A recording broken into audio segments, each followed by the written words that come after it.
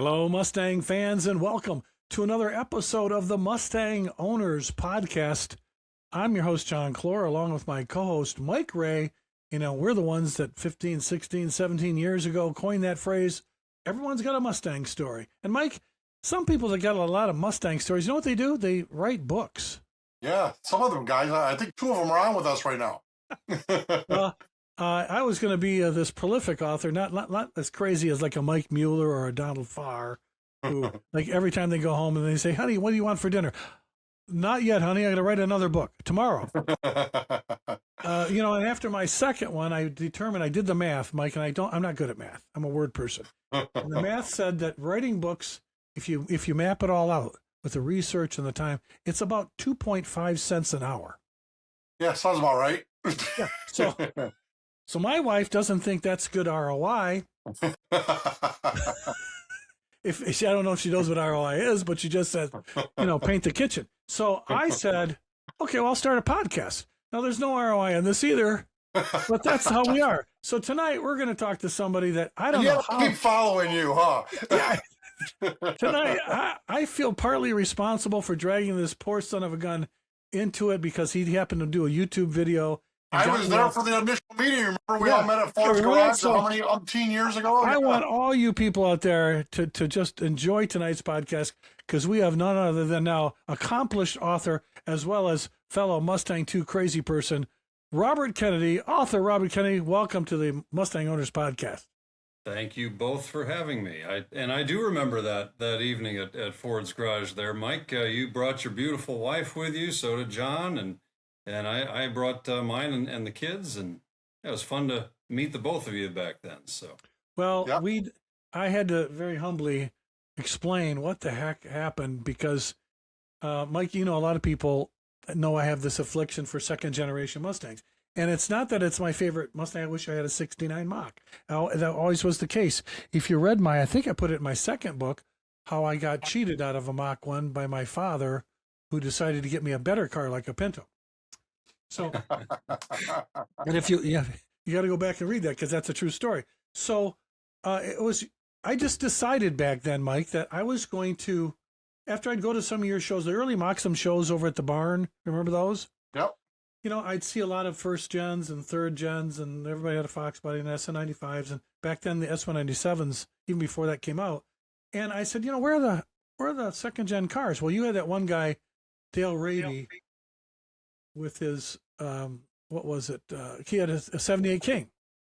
Yeah. And he would bring his, and he'd be like the only second gen I'd see there for a while. And I decided then after Jenny and I met a congressman, and don't ask me how we got involved with getting a 66 convertible. And I think I've told this on the air a couple of other times, but when I took it to a show, Mike, I hated parking it especially at a MOCSEM show where you have a lot of Mustangs. Because there are people, and you know this, Robert, a lot of people out there who have restored their car better than Ford ever made it. And every nut and bolt is anodized. So I used to park this thing, and I made fun of myself because I would say, geez, I don't want to park next to a really nice Mustang because I was a 50-footer, not a 40-footer, not a 20-footer. And then they said, well, what's special about your car? I said, it's a one of one. They go, what? Yeah, that 66 convertible, even though it's Rest Me Red, is the only Mustang in the United States that weighs 6,000 pounds. They go, what?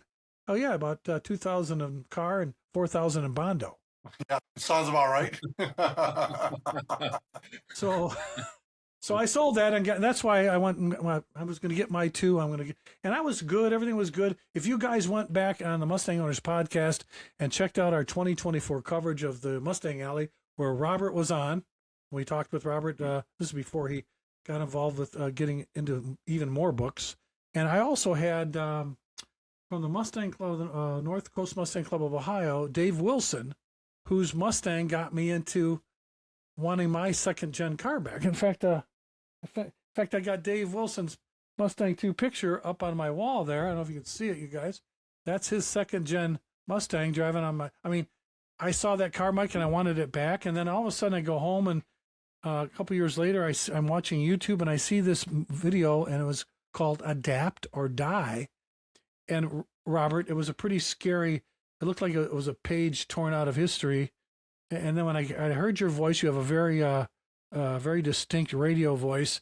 And I thought, Well, oh, thank here's another guy that's going to talk about the Mustang II. Shoot me now. Because if I see one more, I just saw one, Robert, on YouTube with some guy went to some place in Puyallup, Nevada to get a Cobra II. Didn't know anything about the car. Oh, that's a Pinto. That's a, here's another one. And I start watching Robert's video, and Mike, it scared me. His videos, I go, what is this? The perspective of the Mustang II was actually taken in context with the car's overall history, and more importantly, in the context of the time, which made it the second best-selling Mustang of all time in '74. And here's somebody who was a Porsche mechanic, had no business, who drove a Mustang II and understood the car, who sees the car correctly. And I went out of my way to do that in my first Mustang Dynasty book, and I go, who is this guy? So what was it, Robert? Did I send you an email? What did I do? I can't remember. No, you called me.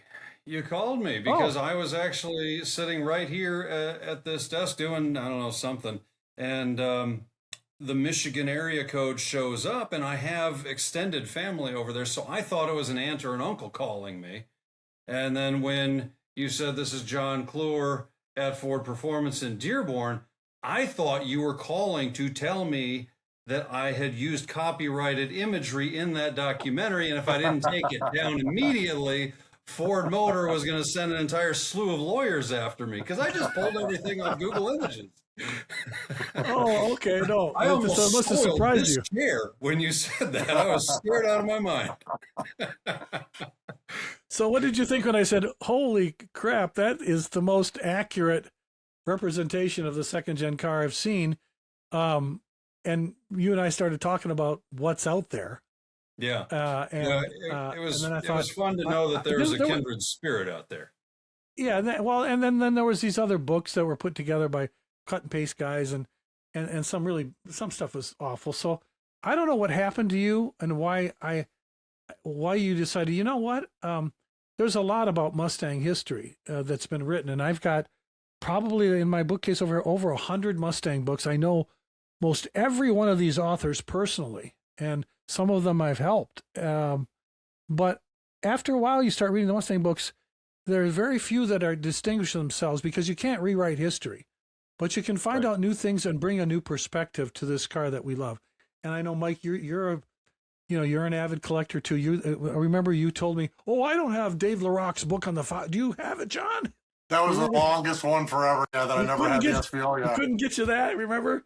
And I said, we were mentioning that, and I had no idea that Robert Kennedy would say, you know what, I could apply this theme I had for the second gen video to all Mustangs, because he was in the hobby, and write a book. Whatever made you decide to do that, Robert?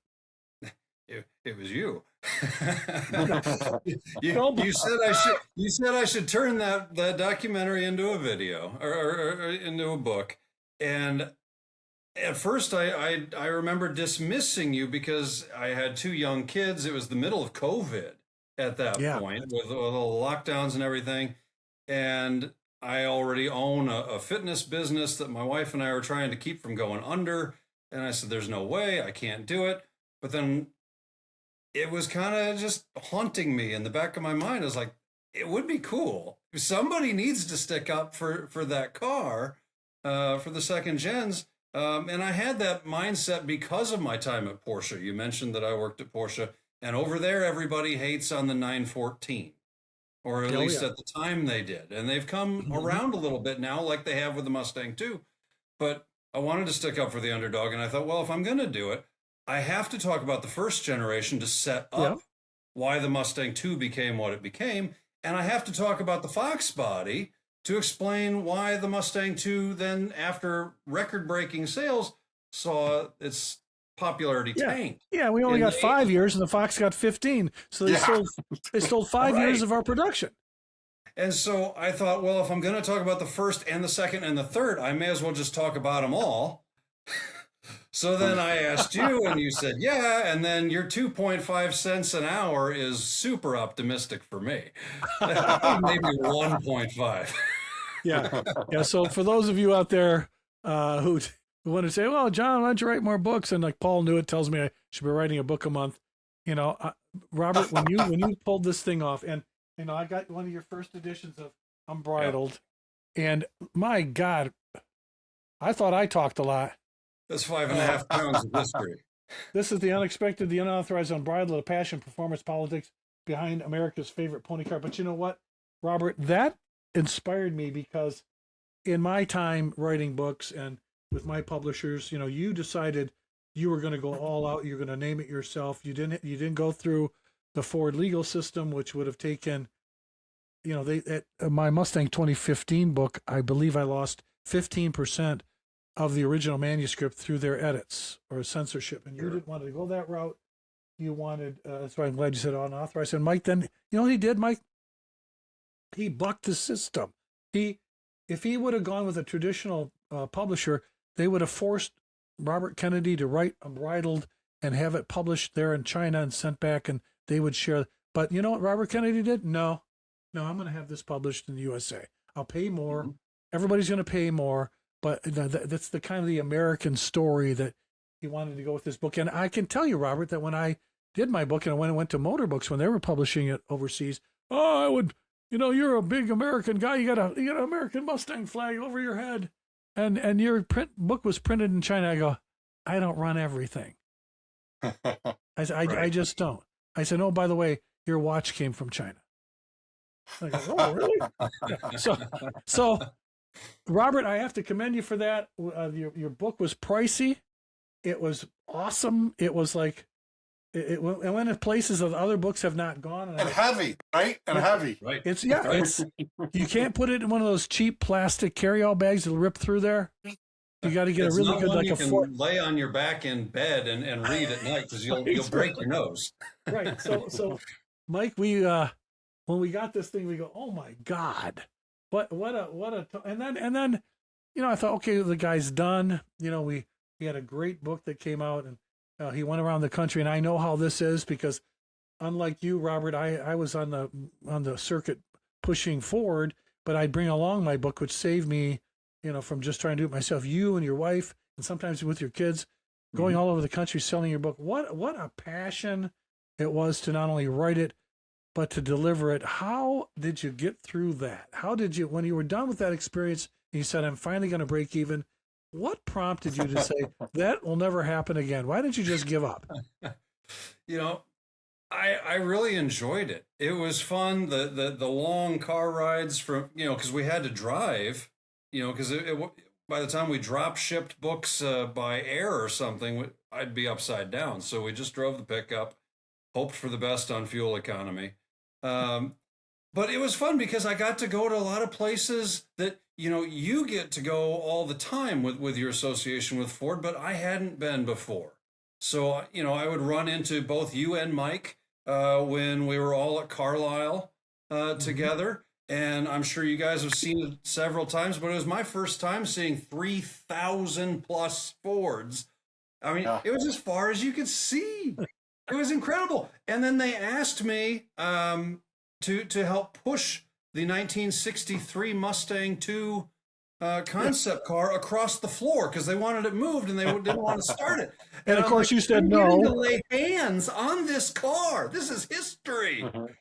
So you couldn't stop me at that point. I was willing to go everywhere that would take me, whether it was the Sturgis Rally or the MCA anniversary show down at Barber Motorsports or wherever it was. It was a ton of fun.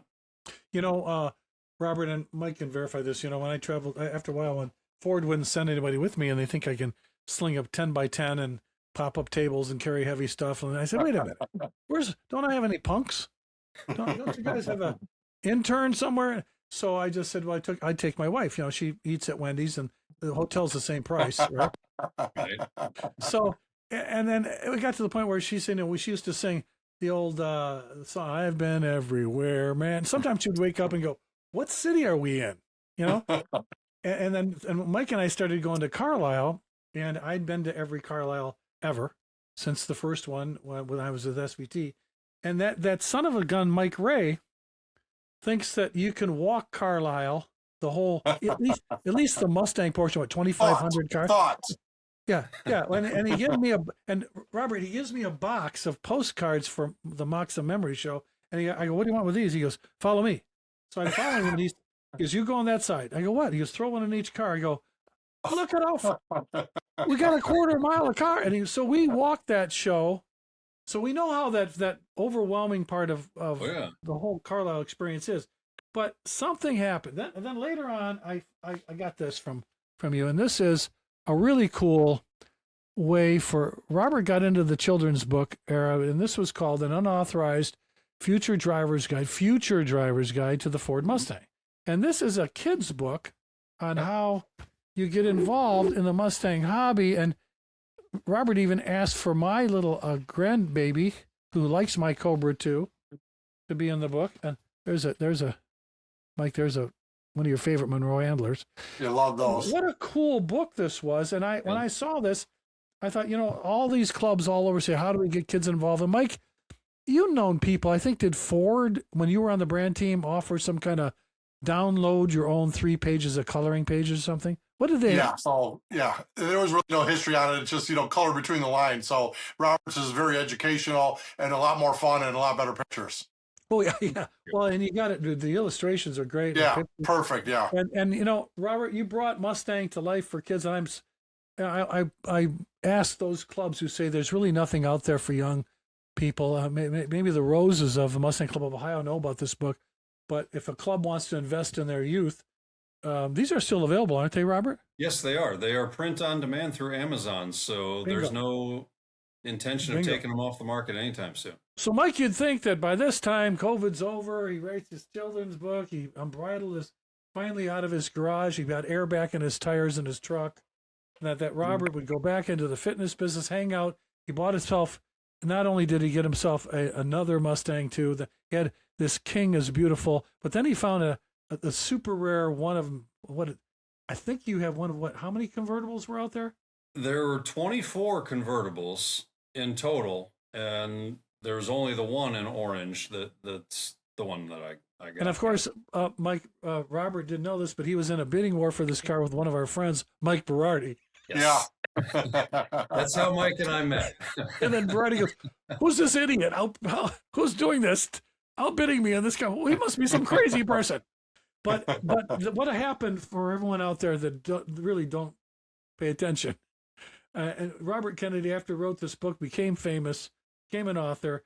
It was heavy in the two community. What I did is, Mike, after starting with you in Mustang Memories with the very first, world's first national Mustang II reunion at MOCSEM's show at World Headquarters. What is it, 2014 or 15? When was 16. it? 15, I think. 16. And we had damn near 100 Mustang IIs in one show. Yeah. Which would have been triple what Carlisle had.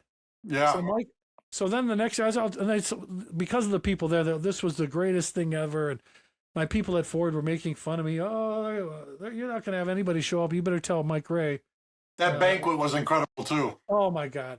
We brought we had the Motortown people come out. We had, those guys that did the original Cobra II. We had the original designer, Buck Mook. Buck Mook was there, Dick Nesbitt called in. We had Gail Halderman there who approved the cars. We had, the engineers. We had Ari Ezekian who did the billboard car. It was great. So we had to have another one, and then another one. And then Robert Kennedy he's such a good guy. He'd say, John, how can I help? Robert, don't you know by now, you never volunteer. He'll learn one day. So it took us about 20 Robert? years. Tell the world what happened after John Clore became totally and completely mentally exhausted with holding Mustang II reunions. What did I do? I blessed you to go forward and preach the two gospel.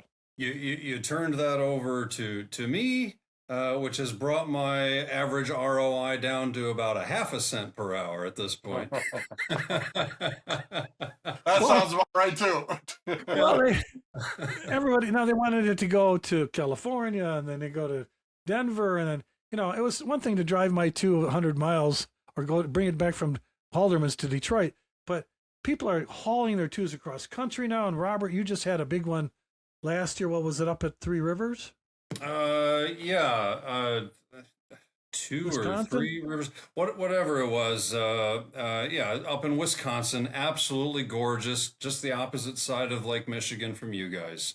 We had a great turnout, and especially considering that was coming the year after Mike hosted us again at Ford World headquarters with MOCSEM, and again had almost 100 twos turned Yeah. out there, and you had all the SVT folks there Yeah, that but this day. Remember this that? time, Mike, instead of having John Clore do the Mustang II presentation, you had a famous, very recent author of a very large book, Robert Kennedy, came out and just dazzled people's socks off with all the peripheries about Mustang IIs, from everything from, I mean, you had the super rarities, the convertibles, which I never covered that stuff. You even had the Monroe handlers. Yeah. So Robert, you really went out there and you brought that all to life. So we thought, well, now Robert's in the hobby. He's going to car shows. He has this beautiful book. He's got the children's book. He's just going to enjoy the hobby. But Robert, how did you do this again? You got hooked up with motor books. I thought you were going to go write Celine's story and make Brad Bowling feel jealous. But no, I hear from my old friend Zach Miller over at Motorbooks. No, we got Robert Kennedy. He's going to bring it. I said, what? Robert, what have you done? So yeah, Zach was genuinely sad to learn that he couldn't put out the first version of it, and he asked if I'd be willing to write any other books in the future, and I said yeah, and he asked if they could do a updated version of Unbridled, which I said yeah. So the cool thing about Mustang Unbridled now is it's about 80% recycled here, but 20% is, especially if you're considering the earliest first editions of the new one, about 20% all brand new to account for things like the GTD that had not happened yet when that first version came out. We had to cut 840 photos out of the book to get it down to a manageable size and price. But they did, and it's $32, so it's 68% off. It's about a third of the price of what it used to be. Right, and now the Motorbooks is handling it. So when is the launch date of this thing?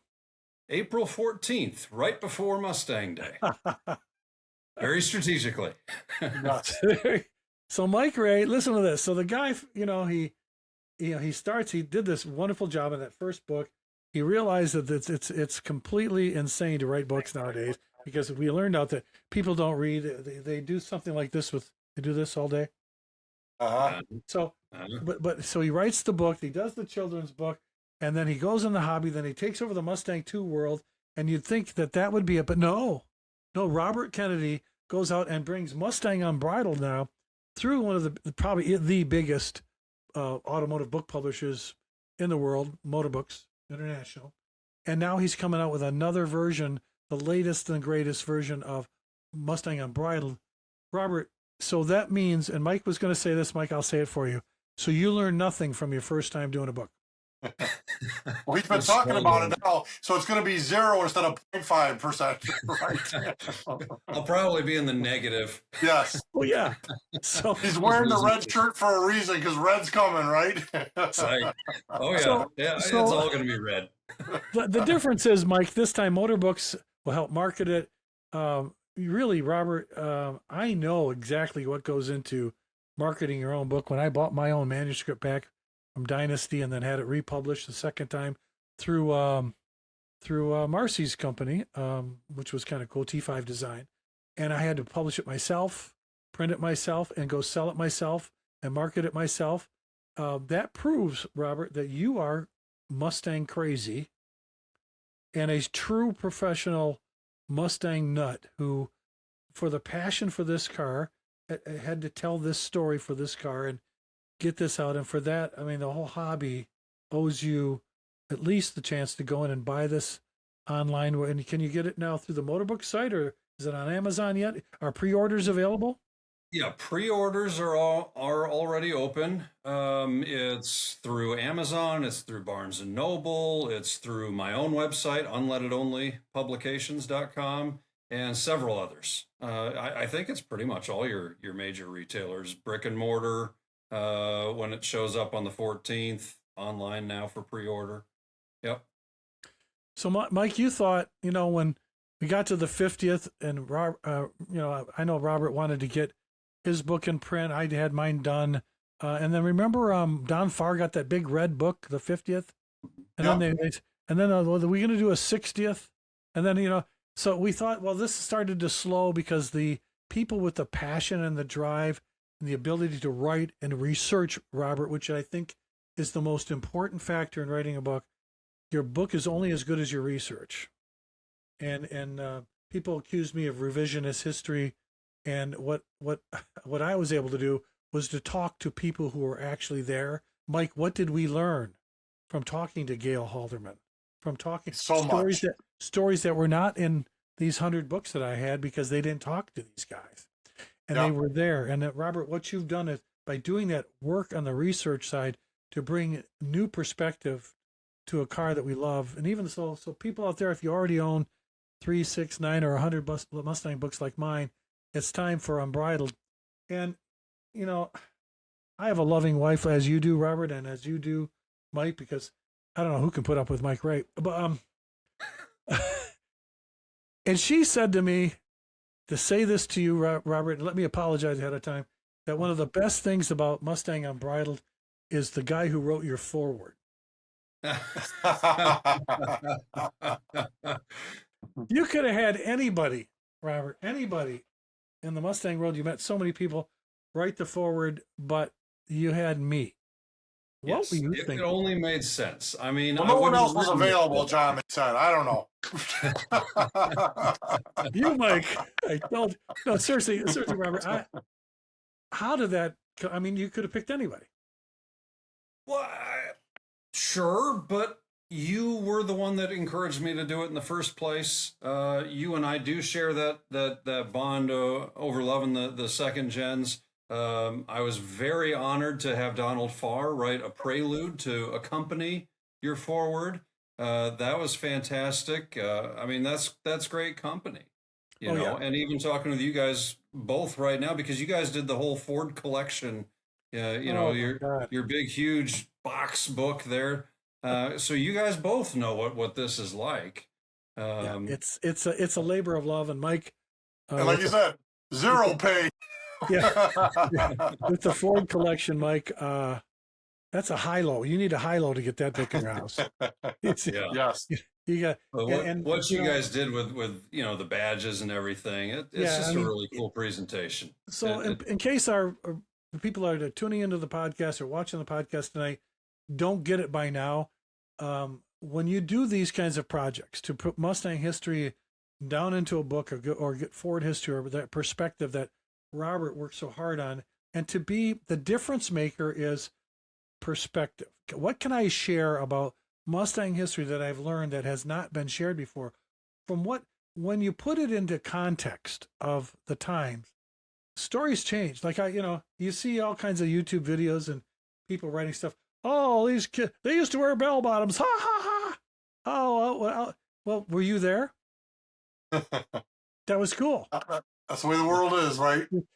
Most of the people that beat up on the two, they'd never have driven one.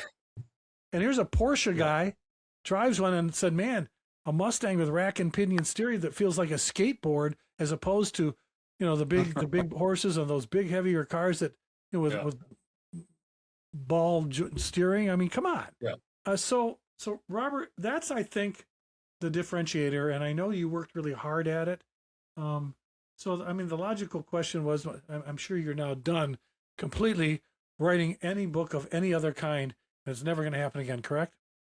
Not quite, no. Somebody told me you branched off again. Slow learner. So what have you done now? I'm about 60% of the way through writing a very similarly formatted book with the same political, social, economic, cultural context around a competitive brand. That'll be out hopefully late in 27. And then I even have, and this might actually be news to you, John. I have the concept of another book after that that expands the scope to the entirety of the American automotive industry. Well, someone told me you're also dabbling in military vehicles. Oh, well, that would be one of the kids' books. Yeah. An unauthorized future drivers, sailors, and pilots guide to military vehicles. So kids love Army soldiers and tanks and planes and boats and ships. Oh, yeah. So thanks for the memory on this one. Look at this, Mike. I'll show you this one. This is an illustration of my dad when he was actually in the Navy back in 1977. Right there. So it's not just your grandkids and my kids right there. That was actually my cousin standing next to him. My cousin who just recently retired from the Marines in there too. So now you've got Robert Kennedy talking about the arsenal of democracy. Oh yeah.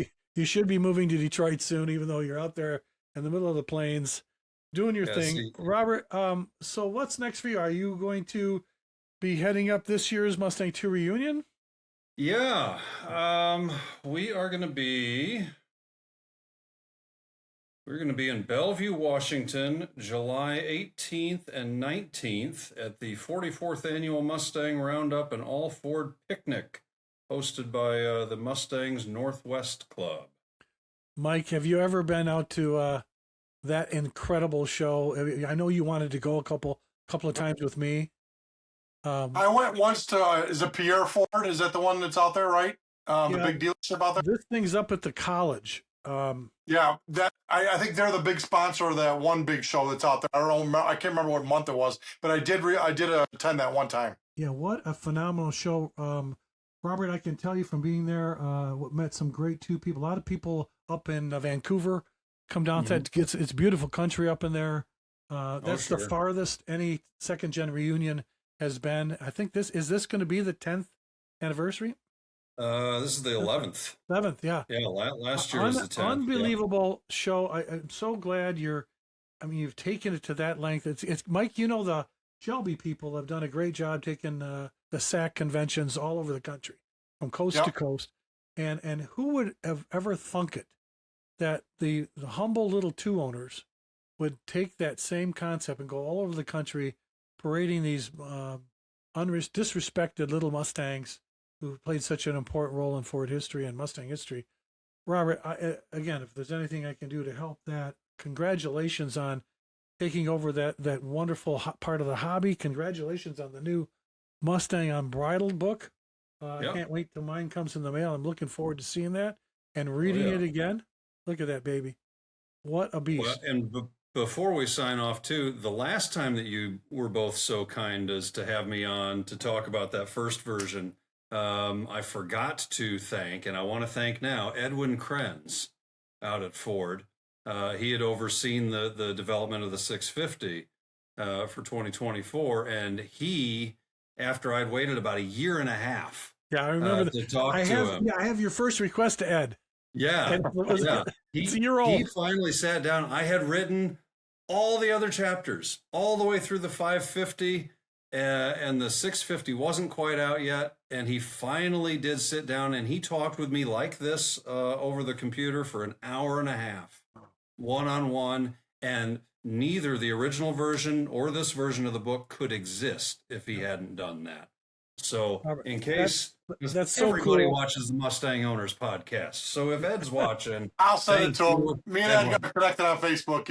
Yeah. So Mike, you God often bless him. said that what brings this hobby back to all of us who are just fans is the interaction between the guys like the engineers, like Ed Krenz, and the designers who sit down with us and share their insight and stories that we would never get if we didn't have that relationship. Congratulations. That's a real coup, Robert. Well, thank you very much. So, Mike, I told you, this guy has got, the kind of passion that drove you to run MOCSEM for 20 years and all the starting that Roush Road crew when you're doing that, all the Salines you dragged all over the country, your time at the Mustang brand team. It takes a mindset, a passion to do that. And Robert definitely has it. Now, whether or not I inspired that, I'm not sure, but I can tell you that I'm just so glad that this is how we keep it going. And I can't wait until we can see these guys now carry the ball and we can sit back in our lawn chairs going, hey, you forgot this. Next year, I want the porta potties over there. Right, Mike? That's right. Robert Kennedy, congratulations. Great work on the author work as well as your two world. Keep it going, brother. I appreciate you guys so much. Thank you. Well, I hope you guys enjoyed this little crazy trip down the Mustang II world and plus the world of writing books about the Ford Mustang. Hope you catch you can right now go online and order your version of Mustang Unbridled. Make sure you read a book because when people would yell out things or at shows or say something, what would I always say, Mike? What would I say? Hey, read a book.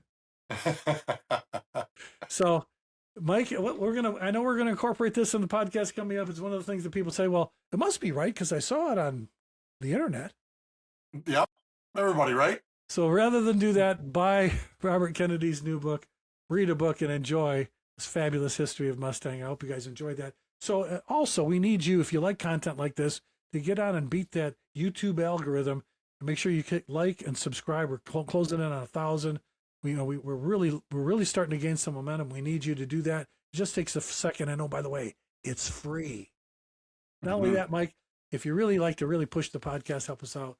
You wear some really cool Mustang Owners Podcast merch like Mike's wearing right there. Go on the svtstore.com, order up what you like. And if we see you at a car show with Mustang Owners Podcast merch, what happens, Mike? They get a free prize. Yes. Every show we're at, we'll give you a free prize. I'm going to keep a box of these really cool things in my car just to give it to anybody who's wearing our merch. So make sure you keep following us, keep hitting that subscribe button. Until next time, folks, we'll just have to catch you down the road.